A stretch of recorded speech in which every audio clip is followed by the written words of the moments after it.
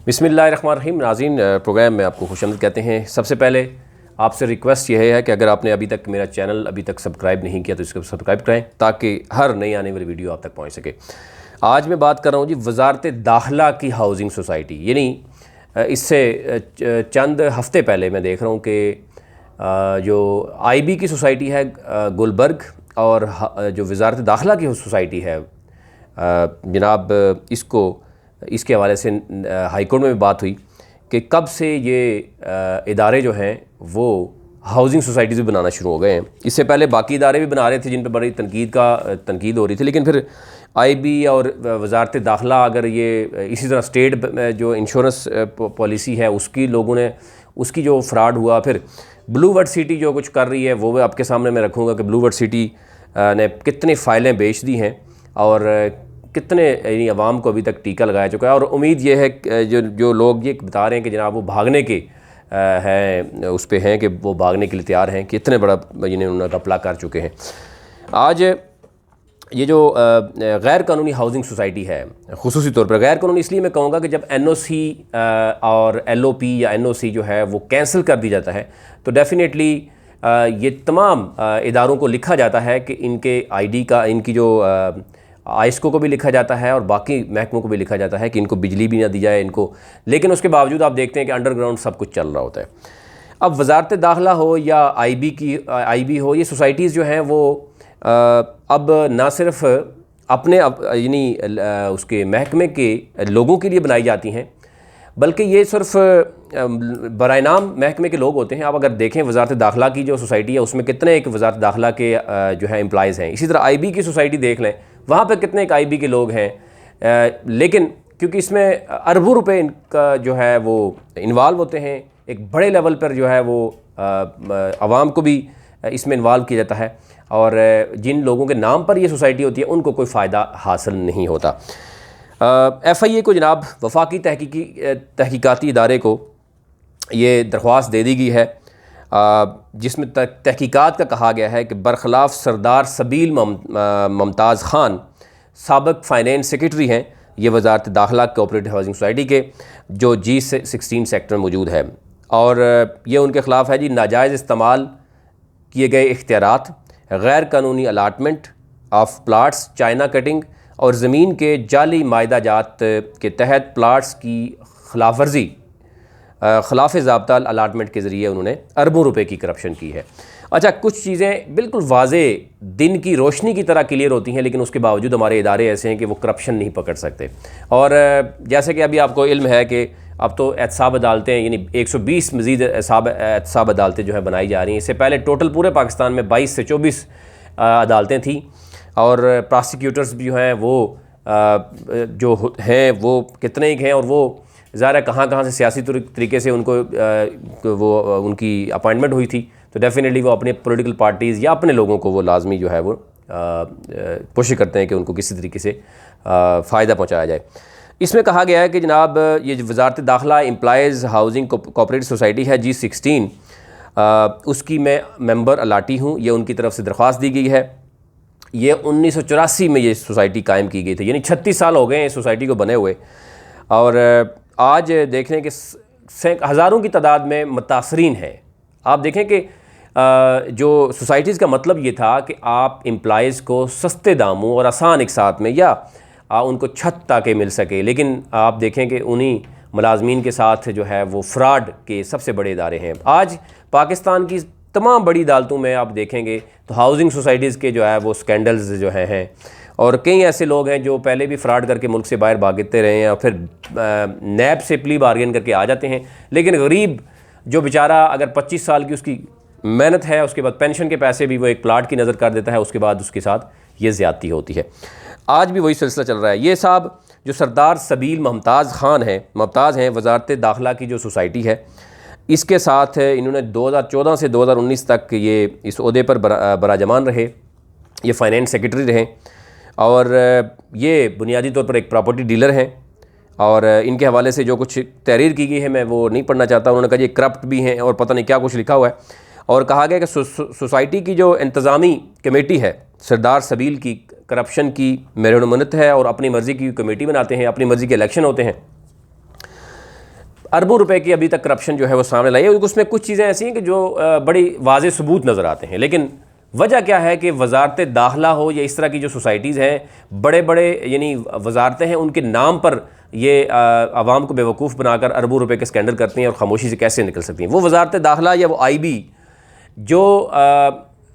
आवाम के लिए 22 करोड़ आवाम के लिए, ये किसी और मकसद के लिए बनाए गए हैं, लेकिन वो अगर अब सोसाइटीज़ बनाकर उसमें आवाम को लूटना शुरू कर देंगी, आवाम की जानो माल की हिफाजत इन्होंने क्या करनी है। इसमें आप देखेंगे कि सरदार मुमताज़ ख़ान ने अपने 5 साल दौर में बतौर फाइनेंस सेक्रेटरी चाइना कटिंग के ज़रिए अरबों रुपए बनाए और इसकी पूरी जो है वो उन्होंने डिटेल साथ लगाई हुई है,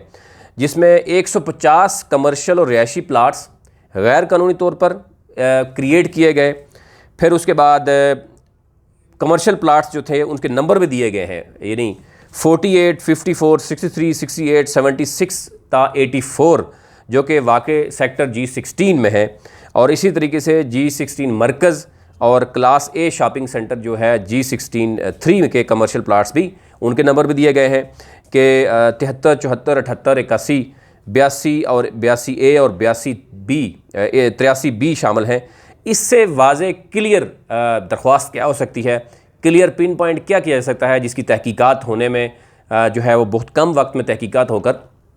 जो है वो पकड़ा जा सकता है और बिहाइंड द बार और आवाम के साथ या स्टेट के साथ जो फ्रॉड किया गया है उसको पकड़ा जा सकता है। लेकिन अफसोस की बात है कि जब इस तरह के बड़े माफियाज होते हैं, उसके साथ आपके तमाम महकमे जो हैं वो आके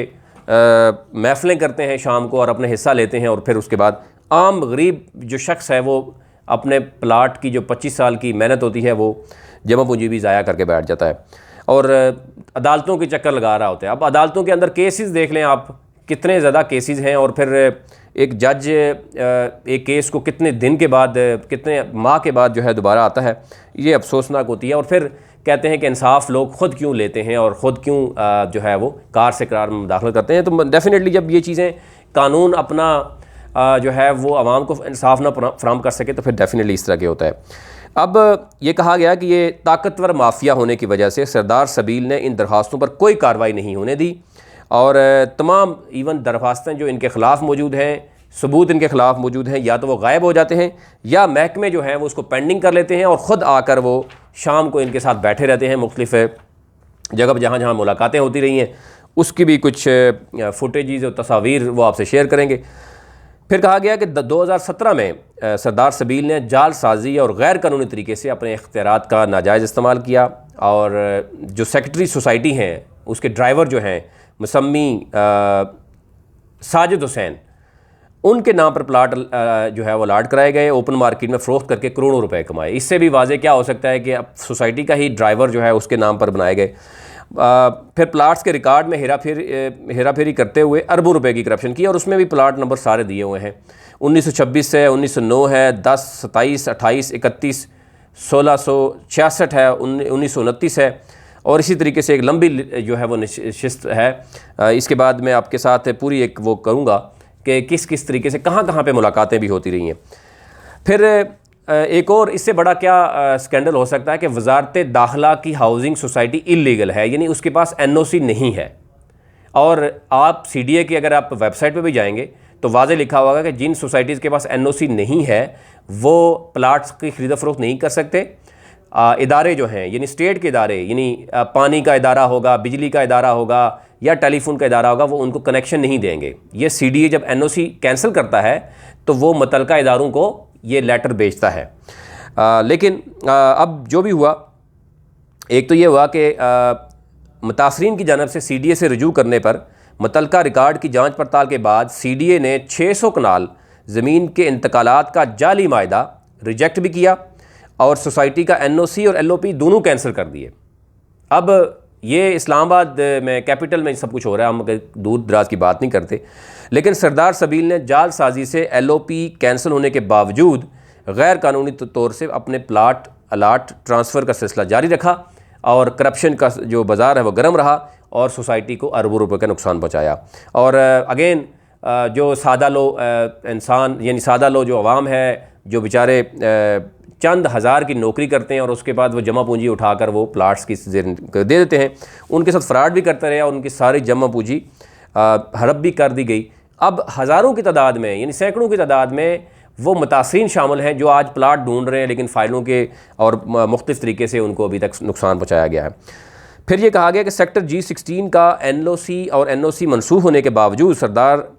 ने LOP में मौजूद पार्क्स, अब इससे बड़ा क्या हो सकता है कि एक सोसाइटी जिसका मकसद ये होता है कि उस आवाम को उस सोसाइटी के अंदर पार्क भी दिए जाए, उससे कब्रिस्तान दिया जाए, उससे स्कूल, हॉस्पिटल, ये सारी चीज़ें महदूद पैमाने पर दिए जाएँ ताकि स्टेट को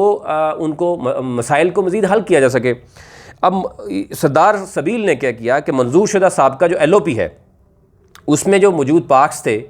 जो प्ले ग्राउंड्स, वाटर टैंक्स के प्लाट थे, उनको ख़त्म करके उनकी जगह पर कमर्शियल रिहायशी प्लाट्स जो हैं वो बनाए गए और उनको अरबों रुपए में फ़रोख्त कर दिया गया। और रिहायशी प्लाट में प्लाट नंबर वो बताया भी गया है कि किस तरीके से कौन कौन से थे और क्या कुछ किया गया। फिर ये भी कहा गया कि एक 17/12/2017 को एक जाली कन्वेंशन सेंटर में एक AGM भी का इनकाद किया गया, जिसमें जो प्लाट जो उस सोसाइटी के रियल मेंबर्स हैं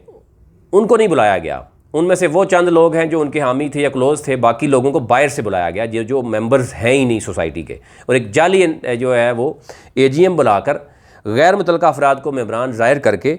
AGM किया गया और उसमें जो है गए गैर कानूनी इक़दाम को किया गया। और फिर बदनवानी और करप्ट अमल को की अगेन है उसको तौसीक़ करवाना था, वो उसमें वो कामयाब भी रहे। और उसमें ये डिमांड की गई थी कि जनाब उसमें जितने भी लोग शामिल हुए हैं उनके अंगूठों के निशानात, शनाख्ती कार्ड की तस्दीक शुदा कापियाँ जो हैं वो हमें दी जाएँ। वो मौजूद भी हैं, तमाम कार्रवाई का वीडियो भी मौजूद है, लेकिन अभी तक कहा जा रहा है कि उस पर कोई अमल नहीं हुआ। और इस ज़मन में रजिस्टर्ड कोऑपरेटिव डिपार्टमेंट को जाली AGM का वीडियो रिकॉर्ड अंगूठों के ज़रिए बाज़रिया फ़ोरेंसिक तस्दीक करवाने की इस्तदा की, लेकिन इस पर यानी वो ये रिकॉर्ड कराने या ये तहकीकात करवाने से कासर भी रहे हैं। फिर उसके बाद ये भी कहा गया कि एक और करप्शन का स्कैंडल उनके सामने है कि वो उनकी कुछ वीडियोज़ हैं, कुछ उनके ऐलानात हैं कि वो ख़ुद कुछ एजेंसीज़ के साथ मिलकर जो है वो कई फोरम पर उनके साथ मुलाकातें भी होती रही हैं और बहुत से लोगों को ज़द-ओ-कोब भी किया गया और उनको डराया भी गया। और मुख्तलिफ़ इदारों और एजेंसियों को सोसाइटी के मेंबरान की जानिब से मुतअद्दिद दरख्वास्तें पेश करने के बावजूद आज सरदार सबील के ख़िलाफ़ कार्रवाई नहीं हो पा रही, वहाँ से भी निकाला जा चुका है। फिर उसके बाद ये भी देखा जा रहा है कि पिछले 35 सालों से अपने प्लाटों के कब्ज़े का इंतज़ार कर रहे हैं कई ऐसे शहरी हैं, इनकी हद तलफ़ी भी की जा रही है। और लेकिन कई नए लोग आते हैं, उनको फ़ौरन प्लाट ना सिर्फ कब्ज़ा मिलता है बल्कि जो है वो रहायश भी वहाँ पे इख्तियार करने शुरू कर देते हैं। और ये कुछ चंद वो लोग हैं जो इनको मुख्तलिफ़ इदारों में बैठ कर इनकी मदद भी करते हैं। तो एक तो ऑडिट अगर आप फोरेंसिक ऑडिट करवाएंगे पूरी सोसाइटी का, और ये सरदार मुमताज़ ख़ान का, इसके जितने भी अजीज़ व क़ारिब हैं, ये पहले ख़ुद क्या करते रहे हैं, इनकी एक डिटेल अलग से मैं आपको डिटेल बताऊँगा कि ये यानी फ़ौरन जो है वो ये लोग अरबपति कैसे हो जाते हैं। ये इससे बड़ा और स्कैंडल इस्लामाबाद में बैठ के क्या हो सकता है कि वज़ारत दाखिला की सोसाइटी अगर आवाम के साथ फ्रॉड करेगी तो फिर इस मुल्क के से इतबार कैसे रहेगा आम शहरी का। और इस तरह की कई और जो हाउसिंग सोसाइटीज़ हैं, जो यानी सुप्रीम कोर्ट ने भी अपनी हाउसिंग सोसाइटी बना ली है। इनका मकसद ये था कि आप अपने मुलाजमीन को सस्ते और आसान एक साथ में प्लाट या घर बनाने की इजाज़त दें। उसका मतलब हरगिज़ कमर्शियल नहीं है कि अपने जो मुलाजमीन हैं उनको तो पूछ ही नहीं रहा, लेकिन बाहर से लोगों को आके इन्वेस्टर को बुलाया जाता है, और जिसकी वजह से ये तमाम सोसाइटीज़ आप देख लें, वज़ारत दाखिला हो गई, IB हो गई, इस तरह की जो बाकी FBR की सोसाइटी भी क्या काम कर रही है, सुप्रीम कोर्ट, यानी ये वो सिचुएशन है जो हर इदारा अपनी सोसाइटी बनाकर बैठ गया है और अरबों रुपए के चंद लोग हैं वो उनको फ़ायदा पहुँचाते हैं। और जब ये इदारे सोसाइटियाँ प्लाट बेचना शुरू कर देंगे तो फिर आप खुद सोच लें कि आवाम के लिए ये सरकार के पैसे से टैक्स के चलने वाले लोग हैं, ये आवाम को क्या सहूलियत दे सकेंगे। फिर उसके बाद ये भी कहा गया कि बाइलाज़ की खिलाफ वर्जी करते वक्त नाजायज़ इस्तेमाल भी करने के साथ साथ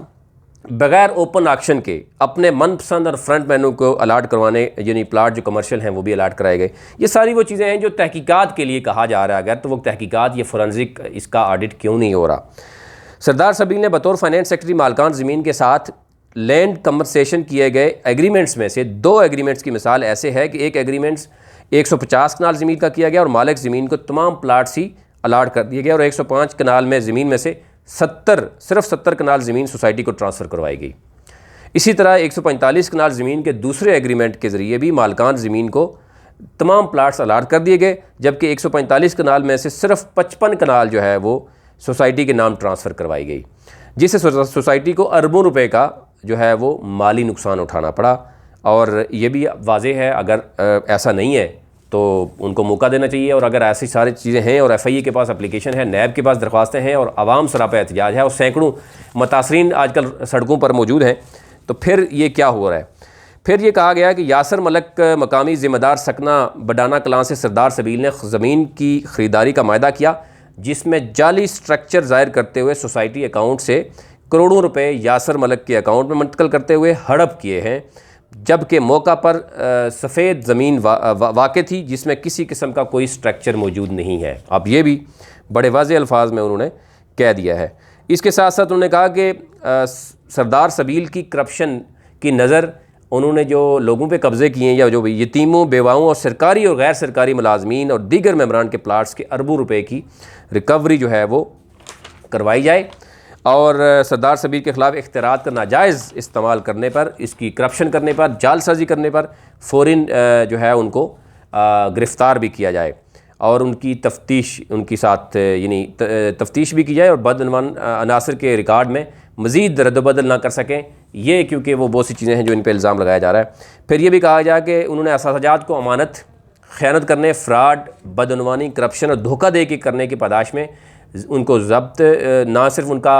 तमाम असासे और जो अकाउंट से वो ज़ब्त किए जाएँ ताकि मासूम और बेसहारा मेम्बरान की रिकवरी मुमकिन हो सके। अब आप देख सकते हैं कि ये वो चीज़ें हैं जो नज़र आ रही हैं और ये चीज़ें बड़ी क्लियर नज़र आ रही हैं कि ये उनके ऊपर एक बड़े संगीन मुबैन तौर पर इल्ज़ामात मौजूद हैं।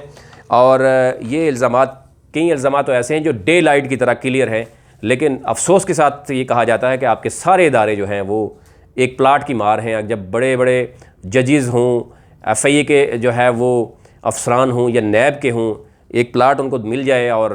शाम की महफ़िल में वो बैठ जाएं, तो आप देख सकते हैं कि फ़ैसले बड़े बड़े वहाँ पे होते हैं। अब उम्मीद तो नहीं की जा सकती, हम भी बड़े अरसे से ये देख रहे हैं कि इस मुल्क में जब तक ये माफिया मौजूद है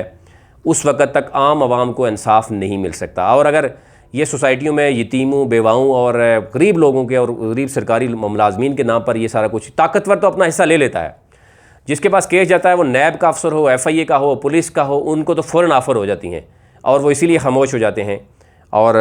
दूसरी तरफ जो आम लोग हैं उनको इंसाफ नहीं मिलता, और इंसाफ नहीं मिलता तो फिर वहाँ पर क्या हालात होते हैं ये आपके सामने है। आज तक के लिए इतना ही, मज़ीद कल आपकी खिदमत में हाज़िर होंगे।